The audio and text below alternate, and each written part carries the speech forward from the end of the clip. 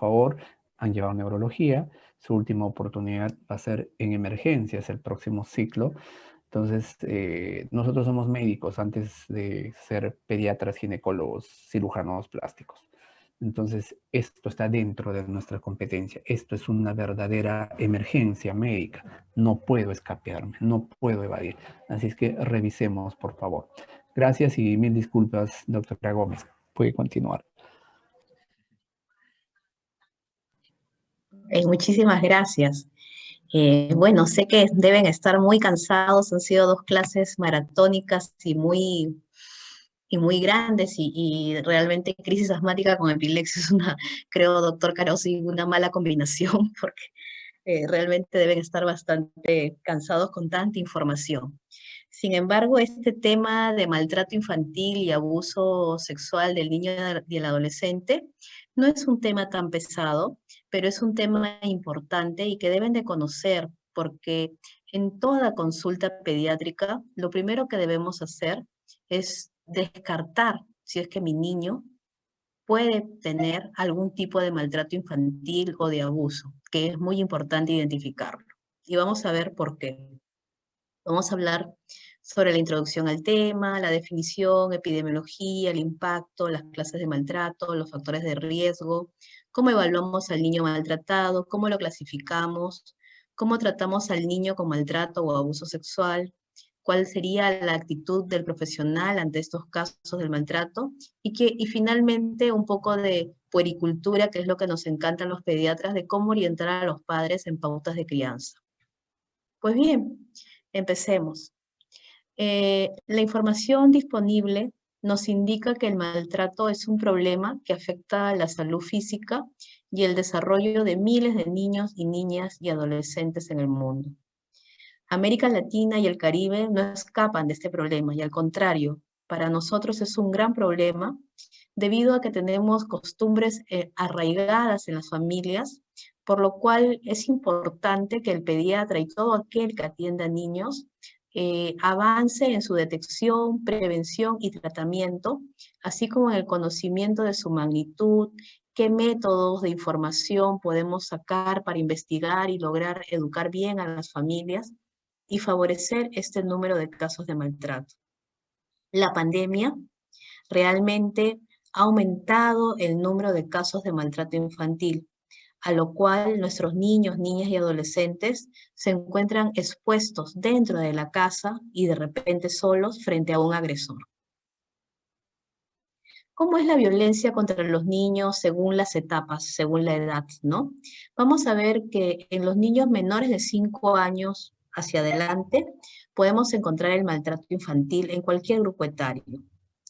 El bullying, que es otra forma de maltrato que lo encontramos en los colegios, lo vamos a encontrar cuando el niño pues empieza a ir al colegio y tiene su pico entre los 10 y 17 años. Igual la violencia juvenil lo encontramos, como su mismo nombre lo dice, juvenil, entre los 11 y los 17 años. La violencia de pareja ya lo encontramos en las situaciones donde los chicos son más grandes, entre los 16, 15, 17 años, cuando tienen una pareja, ¿no? Hasta los 18 años o más. Y la violencia sexual la podemos encontrar en todas las edades, sea muy pequeñito o sea muy grande. Hemos tenido casos inclusive de niños de hasta menores de 3 meses que de alguna forma han podido ser maltratados y han tenido violencia sexual. Entonces es importante reconocerla y conocerla, que se encuentra en todos los grupos etarios. Y bueno, sobre todo sabemos que mientras más grande el chico o la chica, también hay mayor riesgo de violencia sexual en las calles. Y la violencia emocional y psicológica que podemos hacer nosotros como padres o también los padres de familia, se encuentra también en cualquier edad. En cualquier edad. Muy bien, acá hay algunos datos.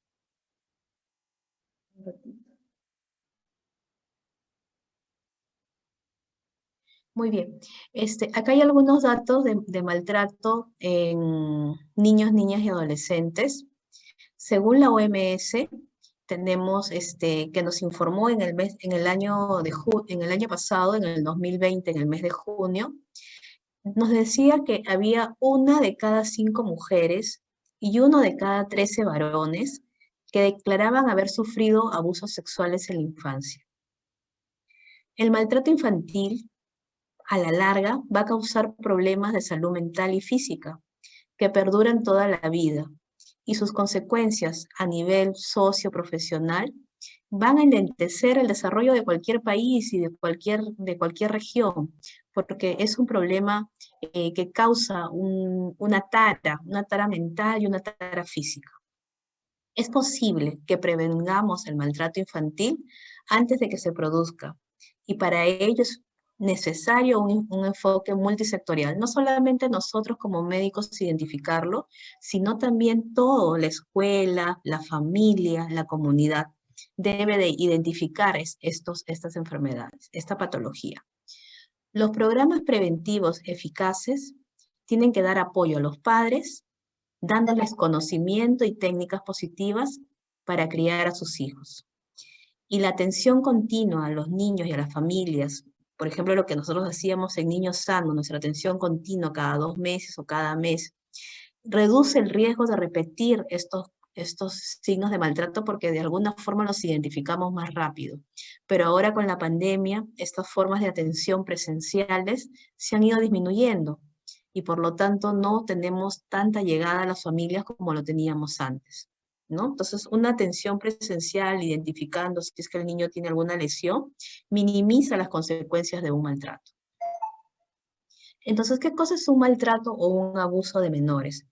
Va a abarcar toda forma de maltrato. Puede ser físico, emocional, el abuso sexual, el abandono o trato negligente, la explotación comercial o de otro tipo, de la que resulte un daño real o potencial para la salud, la supervivencia, el desarrollo o la dignidad del niño en el contexto de una relación de responsabilidad, confianza y poder. Quiere decir que cualquiera de estas formas de maltrato, físico, emocional, sexual, se hacen sobre una persona la cual no se puede defender y la cual confía en la persona que le está produciendo el daño. Eso es lo que quiere decir esa definición. La Organización Mundial de la Salud estima que 40 millones de niños sufren violencia en el mundo y en la región de las Américas y el Caribe, la violencia la tenemos en todas las formas, sobre todo en Centroamérica, donde es mucho más pronunciada. La mayoría de los menores sometidos a castigos corporales, vamos a ver que se encuentran en el grupo de los más pequeños, de 2 a 7 años, ¿no? Y sobre todo ese grupo pequeño de 3 a 5 años son a los que más castigan. Un 85% de las muertes, imagínense, de 100 chicos que mueren, solamente 85% que pueden ser clasificadas como maltrato, son clasificadas como accidentales o indeterminadas. Al final el maltrato no se castiga, pasa simplemente. Y por cada muerte se estima que hay 9 niños incapacitados, 71 niños con lesiones graves en sus casas e innumerables víctimas con secuelas neurológicas. He puesto aquí que el Día Internacional contra el Maltrato Infantil es el 25 de abril, es una fecha importante donde celebramos y prevenimos de alguna forma el maltrato. En el Perú, obviamente, nuestro país no deja de ser uno de los países con mayor maltrato, ¿no? Más del 80% de niños, niñas y adolescentes han sido alguna vez víctimas de violencia física, castigos o psicológica, alguna mala palabra de los padres ante ellos, ya sea en sus hogares o en las escuelas. Puede ser leve, una simple palabra, pero que le deja una secuela de por vida. Más del 45% de adolescentes experimentaron alguna vez alguna forma de maltrato o violencia sexual, con o sin contacto. Es simplemente una chica adolescente que salga a caminar a la calle, ya es víctima de maltrato por la gente que pasa a su lado y le comienzan a decir piropos que a ella no quería aceptar. Entonces, esa es una forma de maltrato. El gran problema es que la violencia es cotidiana y aún peor, está normalizada. Es decir, es considerada una práctica válida para corregir, controlar o mostrar el poder sobre los niños, niñas y adolescentes, ¿no? O sea, en realidad, el que no maltrata no es una persona normal, ¿no? Entonces, eso está mal. Es al contrario, la violencia no es normal. Aquí hay un cuadro que es una radiografía del maltrato infantil. Vamos a ver que una de las regiones con mayor maltrato obviamente es Lima por su cantidad de población, ¿no? Pero otra región que también es muy importante es la región Junín, con 661 casos. Vamos a ver que las mujeres se afectan más que los varones, en un 64%, a diferencia de los varones que es un 36%. Y la violencia de tipo sexual y física son las más comunes, siendo la física en un 32% y la violencia de tipo sexual en un 20%. La psicológica también suma una gran cantidad, es 47% cuando la consideramos sola. Entonces, tanto la psicológica, seguido de la sexual y seguida de la física, son las más, las que producen más violencia en nuestros niños, en nuestro país. ¿Cuál es el impacto? ¿No? Hay impacto de lesiones, discapacidad y lo peor sería la muerte, ¿no? Entonces, ¿cómo afecta la salud mental? Un niño que es maltratado es ansioso, depresivo, no duerme bien, tiene insomnio, al final, cuando es adolescente, termina en suicidio, ¿no? Tendencia al suicidio. En su vida sexual y reproductiva puede afectarlo porque le puede producir enfermedades de transmisión sexual, VIH, transmisión de enfermedades como VIH o un embarazo no deseado. Puede traer cambios en su comportamiento. El chico por ansiedad puede caer en el tabaquismo, en el alcohol, en las drogas. A la larga, estos cambios en el comportamiento afectan tanto a la persona que le da enfermedades crónicas, enfermedades cardiovasculares, el cáncer u otras enfermedades. Y sus consecuencias sociales y económicas es por la ansiedad, por la depresión y todo esto, el paciente suele presentar un fracaso académico, desempleo y violencia. Entonces, cuando es pequeño, cuando es infante, obviamente el niño va a tener las lesiones, pero va a tener una pobre regulación de su afecto. Va a haber una deficiencia en el apego. Normalmente el niño debe tener un apego muy exquisito con la madre, con la cual debe estar muy unida. Pero si la madre es la que lo castiga, para él está mandando un doble mensaje. Y a pesar de que él la quiere mucho, ese amor lo va a sentir áspero, lo va a sentir peligroso y va a haber cierto rechazo, ¿no? La va a seguir siempre porque ella es la que le da de comer, lo alimenta, lo viste, pero va a haber cierta deficiencia en el apego, no se va a generar ese vínculo madre-hijo o papá-hijo. Va a haber afectación en su crecimiento, va a ser un niño pequeño, retraso en su desarrollo, no va a aprender lo que deba de aprender. Cuando la violencia se produce en la niñez, el niño se vuelve ansioso, lo vamos a ver que tiene trastornos del estado de ánimo, puede también tener un comportamiento perturbador, una tendencia a lo que es el trastorno de déficit de atención. Podemos encontrar que por su preocupación, por su ansiedad, tenga un fracaso académico o un pobre relacionamiento con los padres. En la adolescencia, tenemos que se dan los trastornos de conducta alimentaria sobre todo, los vómitos, la bulimia, la anorexia, consumo nocivo de alcohol, abuso de drogas, comportamientos riesgosos, ¿no? En realidad no tienen nada que perder y ellos se avientan a hacer lo que no deben hacer.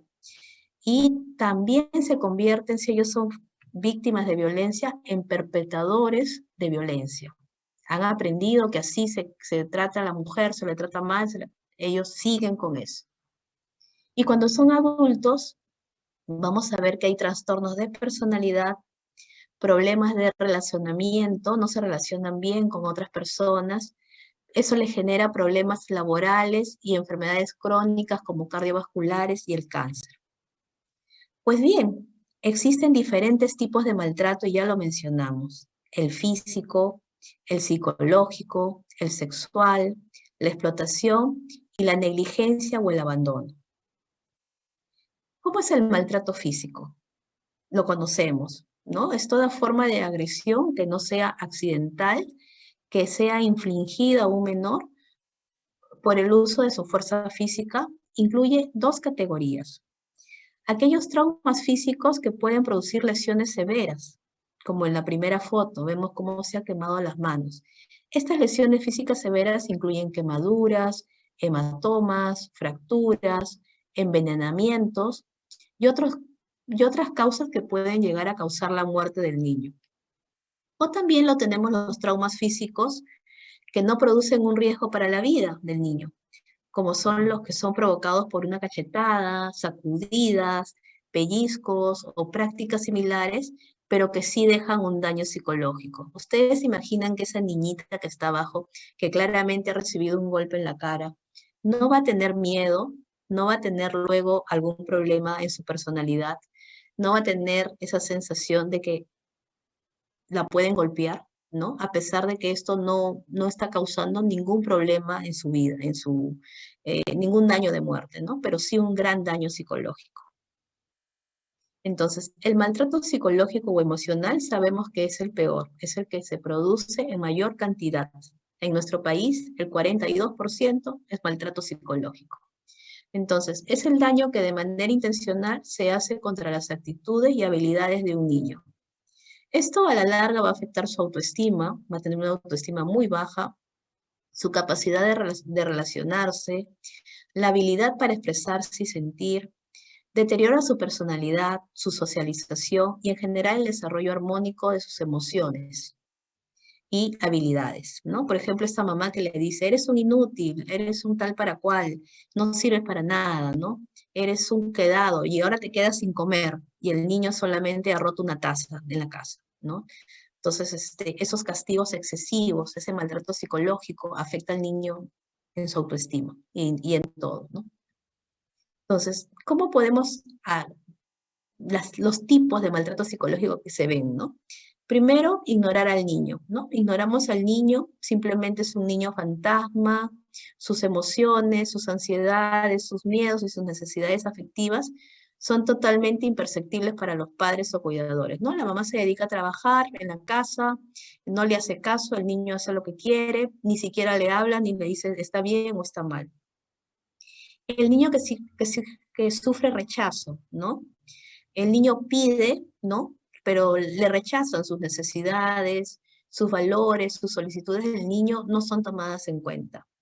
El aislamiento, ¿no? El aislamiento es cuando el niño es privado de su familia, de su comunidad, negándole la necesidad del contacto humano, ¿no? Lo encierran al niño, no lo dejan compartir con otras personas.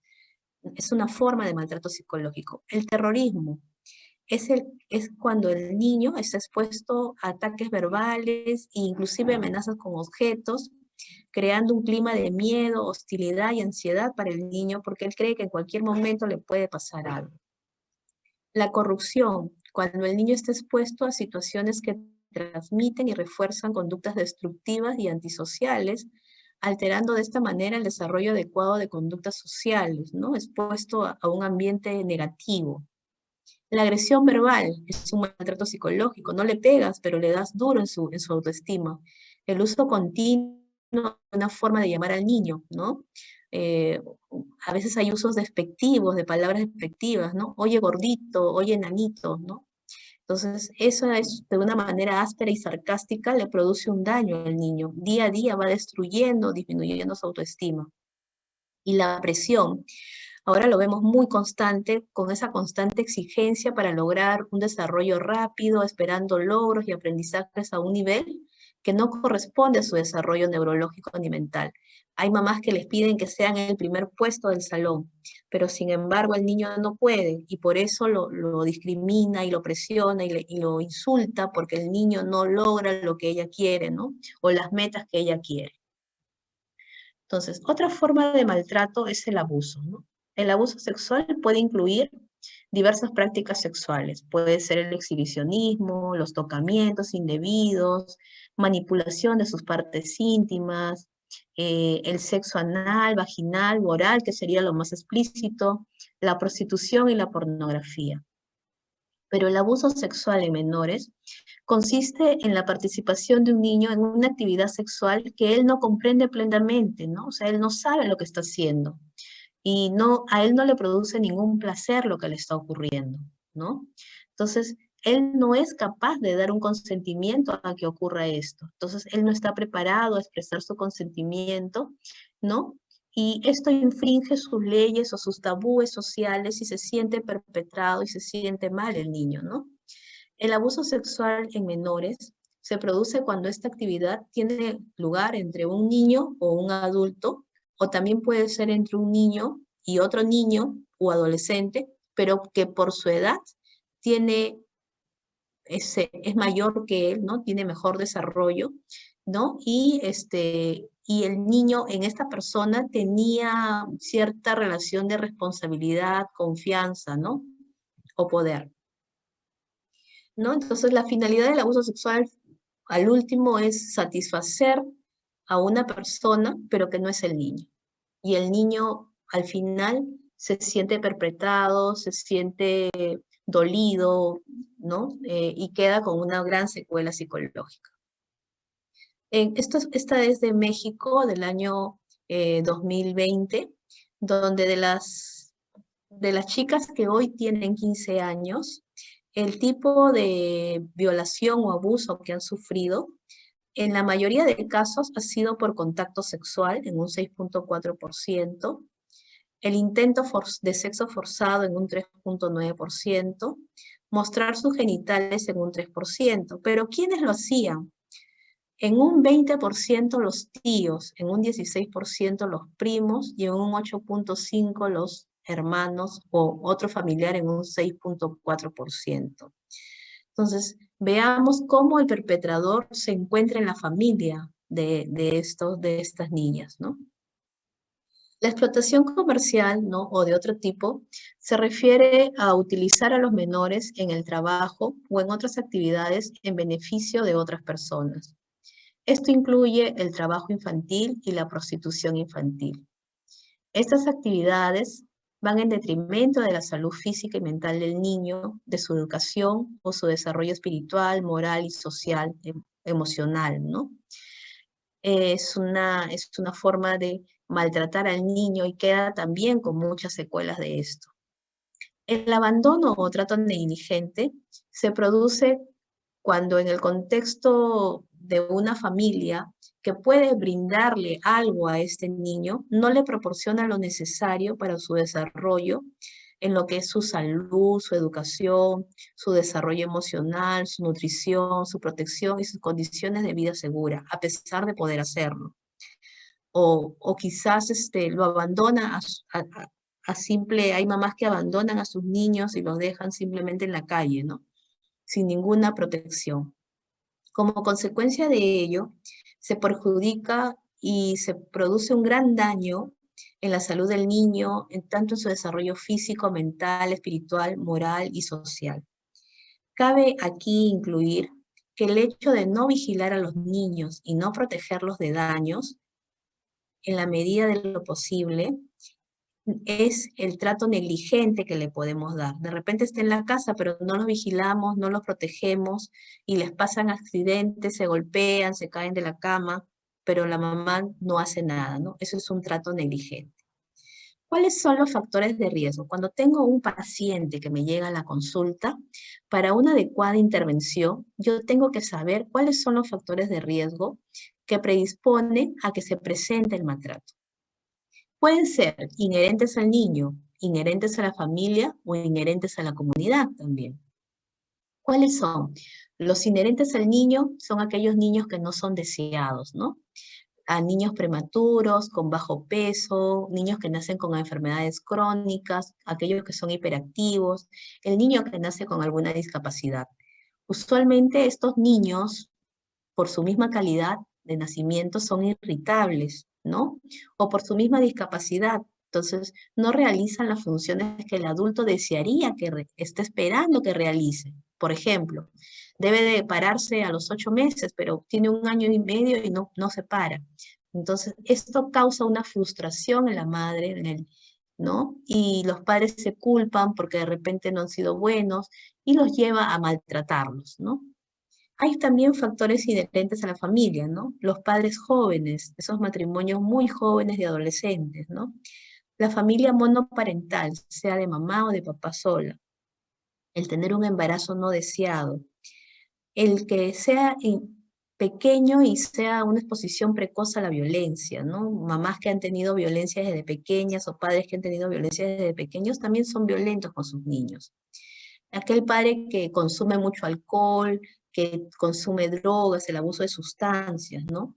Cuando la madre no ha tenido una adecuada atención prenatal, cuando hay alguna enfermedad física o mental en los padres, ¿no? Cuando hay problemas relacionales entre los padres, cuando pelean, ¿no? Las familias numerosas conviviendo en un espacio reducido también es un factor inherente a la familia y que produce daño, ¿no? Porque ahí vive el tío, la tía, el primo, ¿no? Hay mayor riesgo, ¿no? Del niño. El aislamiento social, la situación del estrés. Y en la comunidad, ¿no? Las leyes son muy vagas, no protegen bien al niño, ¿no? Hay una disminución del valor por su discapacidad, por su sexo, ¿no? Desigualdades sociales, hay una violencia organizada, alta aceptabilidad social de la violencia, ¿no? Normas culturales que de repente discriminan entre niños y niñas, ¿no? Y para esto es importante nosotros saber evaluar al niño, ¿no? Entonces, todo niño que me llega a la consulta debe ser evaluado buscando algún signo de maltrato.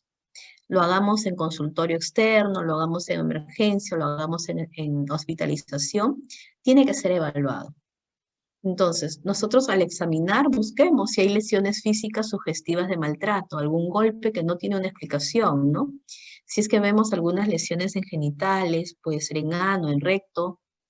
Si el niño, muchas veces dice, y me tocó una vez verlo, dice, mi abuelito me toca mis partecitas, ¿no? Entonces, el niño mismo expresa espontáneamente que es víctima de cualquier tipo de maltrato.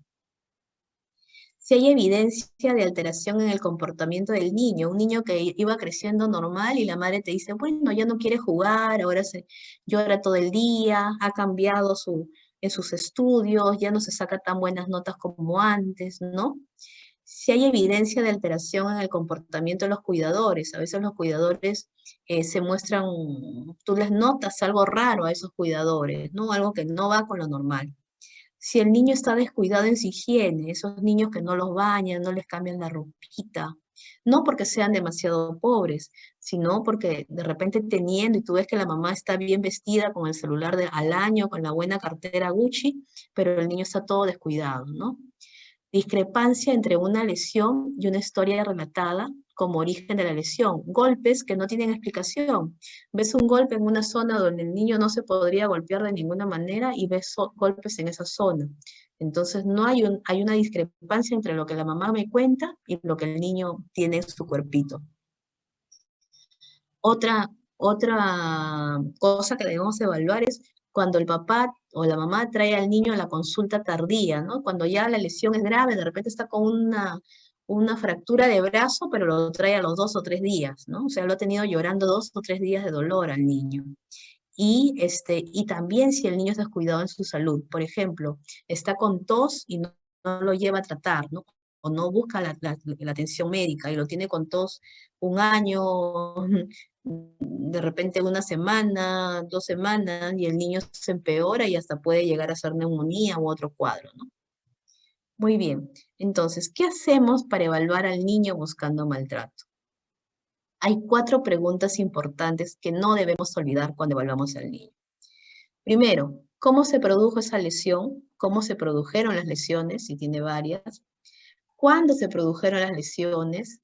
Preguntarle a los padres cómo corrige a su niño o a su hijo y cómo solucionan los conflictos en el hogar. Entonces, ¿cómo determinamos si presenta lesión física?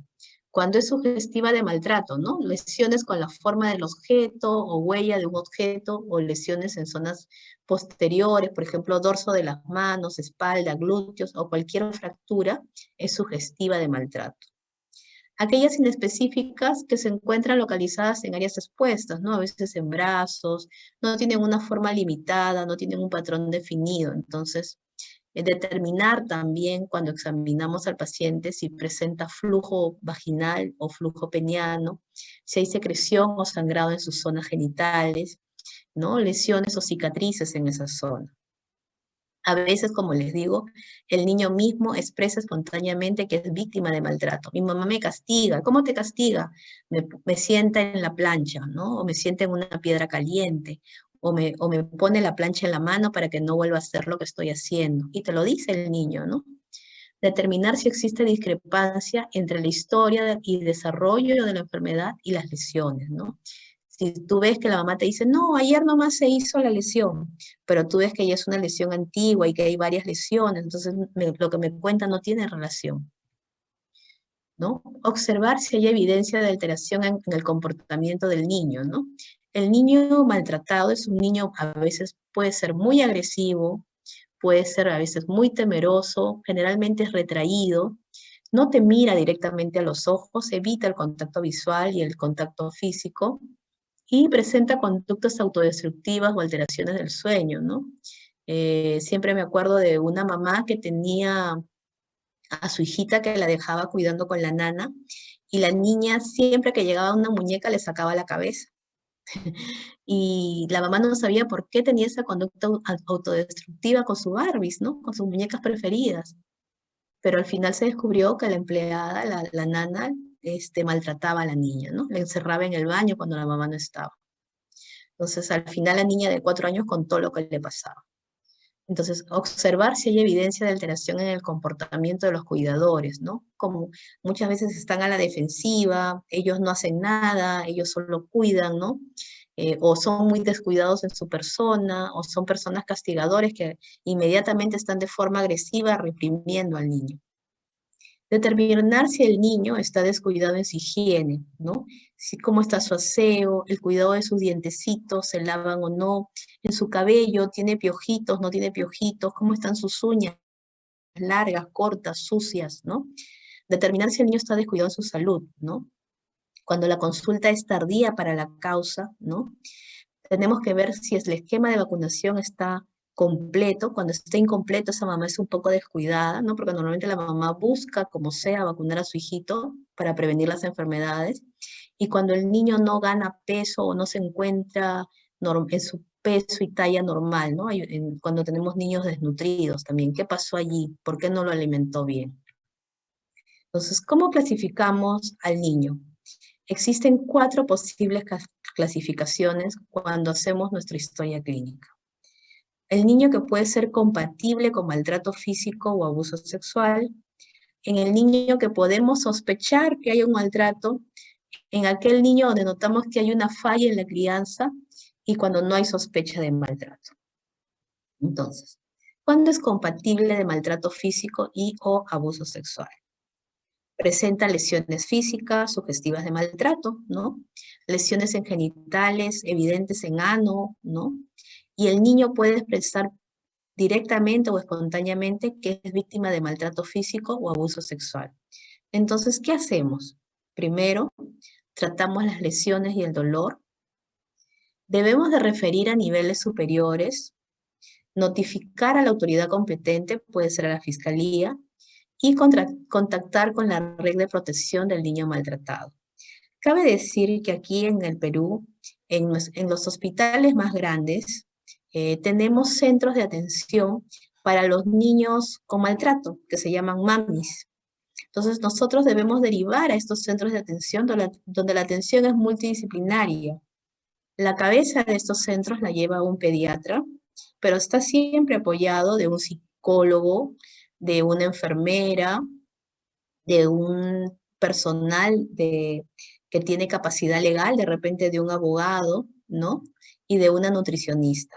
Entonces, es un equipo multidisciplinario que se dedica solamente a ver el maltrato. Entonces, si yo estoy trabajando en un hospital nivel 1, de repente nivel 2, o en una posta, ¿no? Entonces veo que tengo que derivar a un sitio, derivo a estos sitios especializados de atención. Entonces, el manejo psicológico en estos sitios es muy importante para recuperar a este niño del maltrato. Cuando yo sospecho de maltrato, puede haber 2 o más de los siguientes signos. Podemos encontrar alguna lesión inespecífica en el cuerpo. El niño puede tener comportamiento alterado, ¿no? O también pueden los cuidadores tener comportamiento alterado. El niño puede estar descuidado en su higiene, descuidado en su salud, y puede expresar también que es víctima de maltrato, ¿no? Emocional o de negligencia. Entonces, ¿qué hacemos?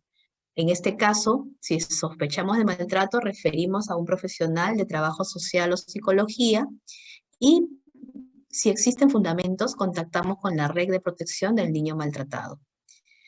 Reforzamos los comportamientos en los padres del buen trato hacia ellos, promovemos las medidas preventivas, reforzamos el respeto y la garantía de los derechos de la niñez y lo controlamos en 14 días y vemos cómo sigue el niño, lo revaluamos. Cuando hay falla en la crianza, podemos encontrar uno de los signos descritos en la lámina anterior, ¿no? ¿Y qué hacemos?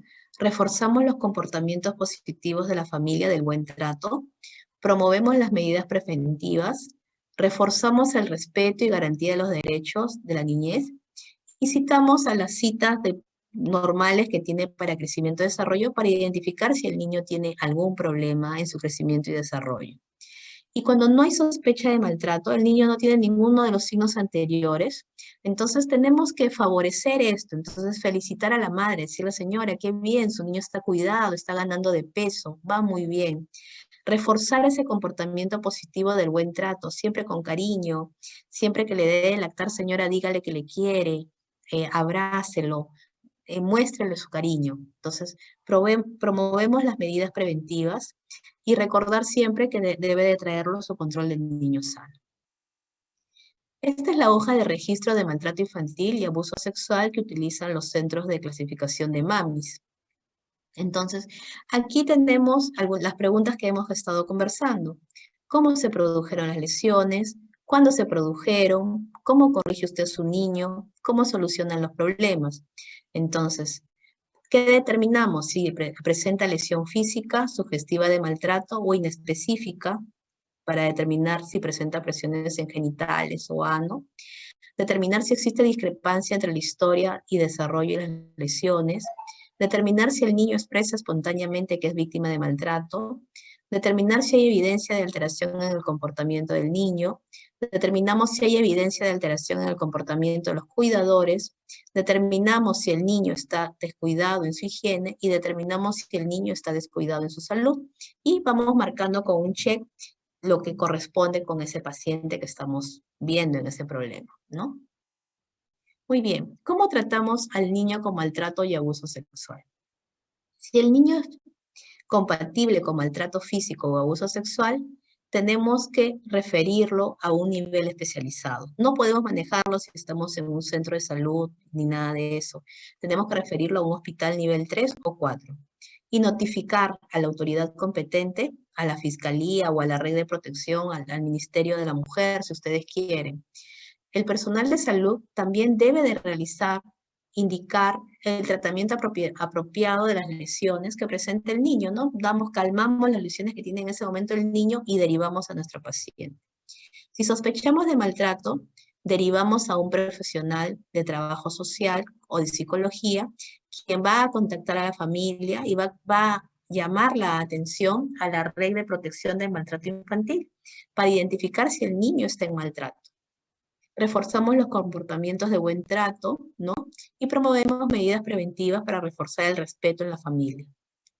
Cuando hay fallas en la crianza, reforzamos los comportamientos positivos del buen trato, promovemos medidas preventivas, reforzamos el respeto y citamos para la siguiente consulta de niño y crecimiento y desarrollo. Y si no hay sospecha de maltrato, debemos felicitar a la madre, reforzar los comportamientos positivos, promover las medidas preventivas y recordar la próxima visita a control de vigilancia de crecimiento y desarrollo. Pues bien, ¿cuál es la actitud? Qué difícil, ¿no? ¿Cuál es la actitud que debemos de tener ante estos casos? A veces te da ganas de agarrar del cuello al papá, pero en realidad no podemos hacer eso. Entonces, tenemos que garantizar un trato digno y respetuoso, tanto a la víctima como a su familia durante todo el proceso de atención, con énfasis de proteger al niño. Ser accesible y receptivo. Tenemos que escuchar cuidadosamente lo que nos cuentan, con seriedad de la historia, y registrar textualmente de manera cuidadosa todo lo que nos cuenta la mamá, el papá. Tenemos que mantener la calma a pesar de todo, ¿no? Y garantizar la ayuda en la medida de nuestras posibilidades. Entonces, pero algo muy importante que debemos de hacer es no concluir rápidamente sobre los hechos y echar la culpa a algunas de las personas de la familia. Nosotros no estamos para eso. No podemos concluir rápidamente quién fue el agresor y cómo ocurrió, ¿no?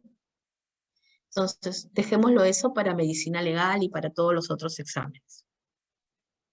Entonces, tenemos que evitar el estilo interrogativo y confrontativo, ¿no? Evitar pelearnos con los padres ante estas lesiones. Evitar comentarios sobre lo que dice y no inducir a las respuestas y de las preguntas, ¿no? Evitemos hablar mucho y que no, porque hablemos mucho, dejemos de escuchar lo que dice la otra persona. Si se trata de un prepúber, un niño de 11 años, de 9 a 11 años, contar con la presencia de un adulto, ¿no?, de confianza durante la consulta y la conversación para evaluar la sospecha del maltrato. Y si se trata de un adolescente, decirle si desea que elija la presencia de un adulto de su confianza para que esté presente durante el examen. Nosotros como médicos, como pediatras, si es que fuese alguno de ustedes se animase a la profesión linda de ser pediatra, tenemos la capacidad de aconsejar a la madre y al acompañante. Entonces, la base de poder aconsejar y que la madre me escuche es explicarle que tiene que existir una buena relación entre padres e hijos, ¿no? Y hacerles conocer que los niños tienen los mismos derechos que los adultos. Enfatizar y recordar que los niños no son propiedad de los padres para que sean maltratados. Y estos últimos tienen la responsabilidad de hacer que se respeten los derechos fundamentales de los niños. La madre y el padre deben tener claro que deben estimular a sus hijos por sus logros con expresiones y gestos de aprobación y de amor, y con lo cual obtendrán respeto y confianza. Si tú estimulas a tu hijo, dale un premio, ¿no? Dale un regalo, de repente ver la película que le gusta, ¿no? No necesitas un regalo caro, ¿no? Algo pequeño, prepararle la comida que le gusta. Muy bien, hijito, te sacaste 20, vamos a preparar tu arroz con pollo que te gusta, ¿no? Cosas así. No necesariamente comprarle un juguete caro. Los niños aprenden observando a sus padres y los comportamientos, principios y valores de ellos.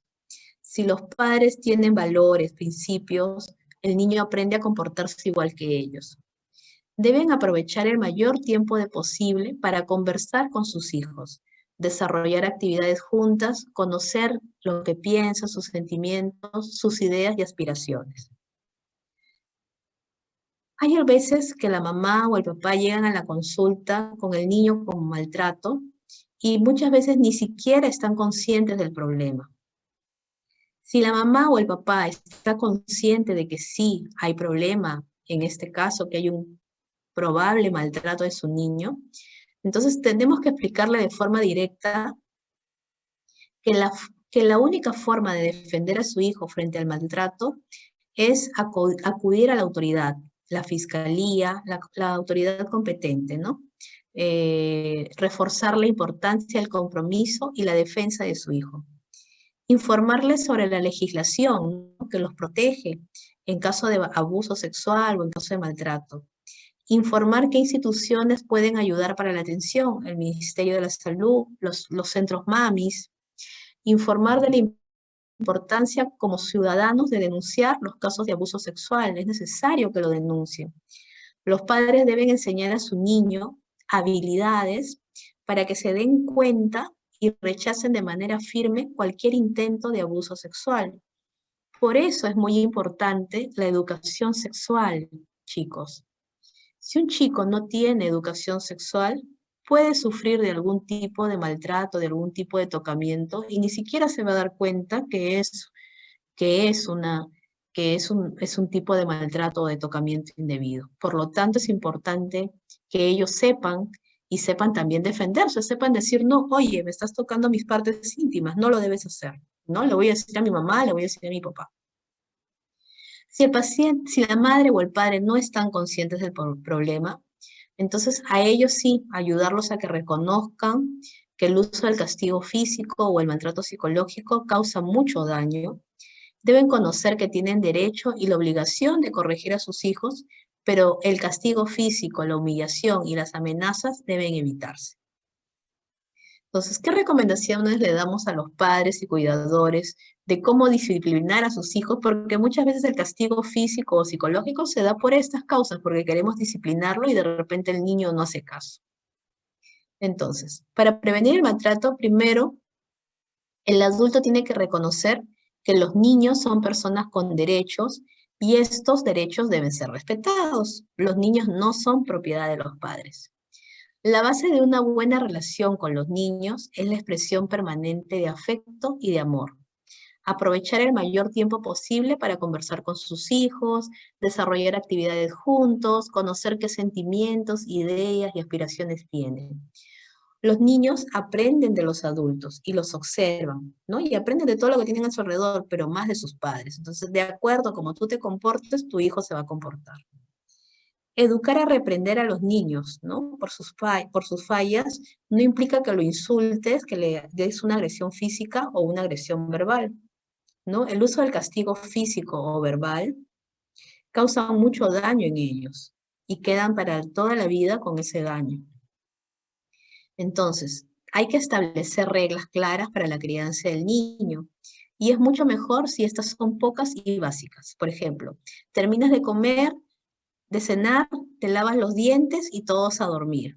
Y el niño debe de obedecer. Es una regla básica y simple, ¿no?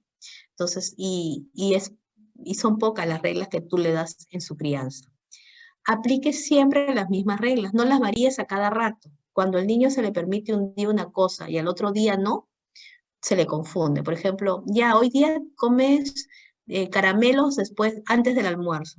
Y mañana le dices, no, si te comes un caramelo, se te van a picar los dientes y no puedes comer y ya no vas a querer almorzar, entonces no te voy a dar caramelo. No, las reglas tienen que ser simples, ¿no? Simplemente los caramelos son para después del almuerzo, si es que quieres un caramelo, si te queda espacio, ¿no?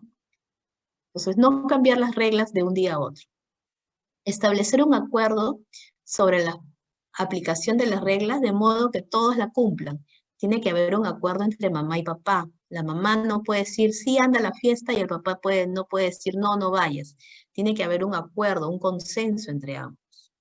Tenemos que explicar siempre al niño las razones por las cuales una conducta o comportamiento es negativo. Un niño que te hace pataleta, de repente en el momento simplemente lo abrazas, lo calmas y lo llevas a la casa, pero cuando llegas a la casa le explicas, ese comportamiento tuyo ha sido negativo, te has golpeado, no has logrado lo que has querido, no te he comprado lo que tú querías, pero no necesitas hacerme esa pataleta en el supermercado, ¿no? Entonces, explicarle cuáles son las razones de su comportamiento y que es malo el comportamiento. Escuchar lo que el niño tenga que decir sobre una acción o comportamiento antes de reprenderlo para verlos realizados, ¿no? De repente el niño pintó la pared, ¿no? Hay muchas veces pintan la pared y eso es una causa frecuente de castigo en ellos. Entonces, escuchemos por qué pintó la pared, ¿no? Mamá, no había papel, mamá quería dibujar, ¿no?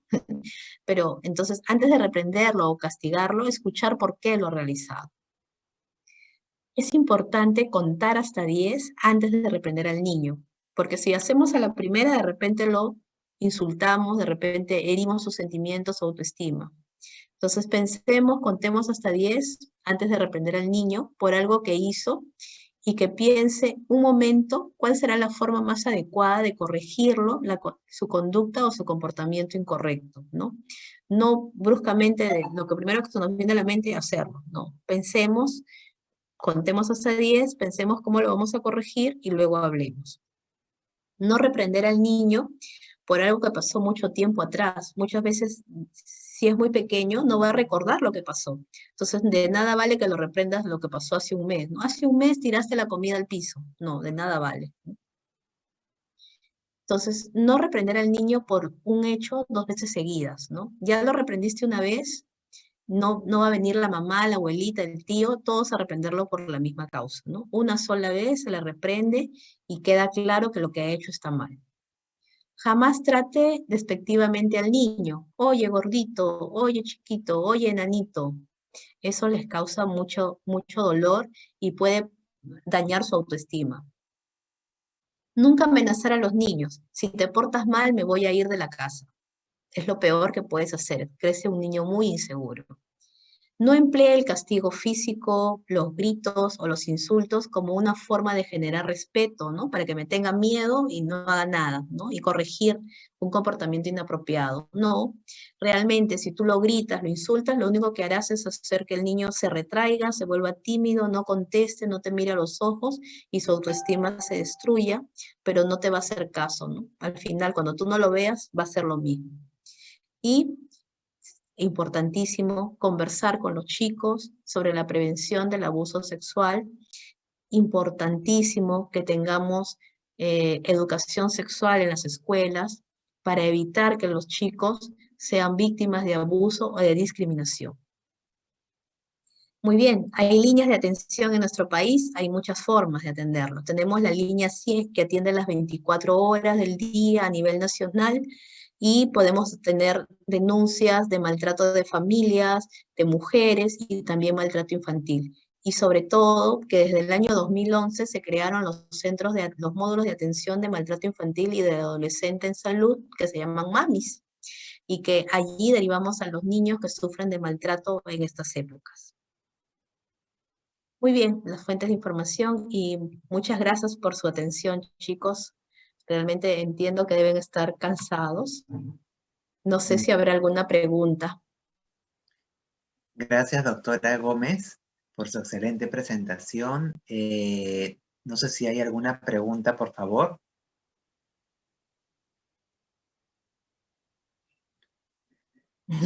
Creo que realmente están muy cansados los pobres. Quizás. Sí. Bueno, si no hay ningún